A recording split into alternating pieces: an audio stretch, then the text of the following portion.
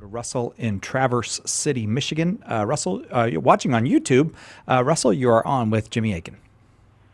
Thank you so much, guys. First of all, I want to say, Jimmy, that Matt Frad and I hung out a while ago, a few years ago. And he said how much you and I would get along because of our love for comic books. So oh, cool. I'm super excited right now. Is that a I'm pun? fanboy. Super excited? It's totally a pun. So Awesome. You're welcome. I'm just trying to wrap my head around something, and I'm so glad I get to talk to you because I'm a big fanboy. But Another comic book trying term. Yeah, exactly. I'm trying to wrap my head around God being eternal, Okay. Jesus being God, and the fact that He was incarnate. And I'm trying to it seems to me, and I'm totally open to being wrong, that like His human nature is not His eternal nature. So I'm trying to reconcile.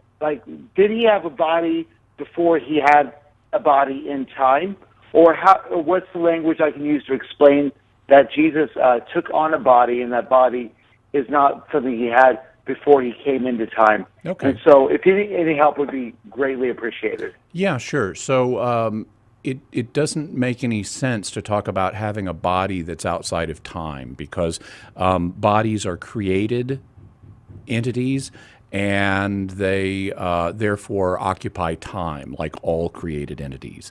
And so God, being uncreated, in His divine nature does not have a body. He exists in the eternal now, which is both spaceless and timeless. It exists outside of space and time. And actually, the way the church conceives of eternity, it's just another word for God Himself. He's spaceless and timeless. And that means that every moment in history is equally present to God. Now, at some moments in history, if you were, let's say, way before the time of Christ, 1,000 years before the time of Christ, then in 1000 BC, God did not have a body in time because He had not yet incarnated. Then if you advance forward and you get up to, let's say, the year 3 BC, the year that the incarnation likely happened at Jesus' conception, then all of a sudden God has a body in time in that year. And then as you move forward in time, because Jesus continues to be incarnate, He has a body at every moment in time after that point. So from God's eternal perspective, God, outside of time, God has always been incarnate, starting in the year, let's say, 3 BC and moving forward, but not previously. From God's point of view, that's the way it is now and always has been, because there's no, and always will be, because there's no passage of time where God is.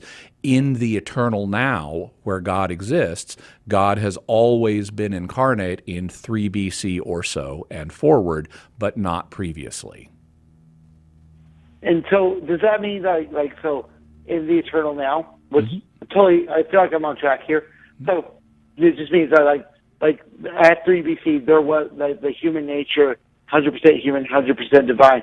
That all came together in that time period, and then from then on out, He has both. The hypostatic union exists. Correct. So Jesus' divine nature has always existed, and His human nature came into existence somewhere around 3 BC and has continuously been united with His divine nature since then. This was really super helpful. Thank you so much. No problem.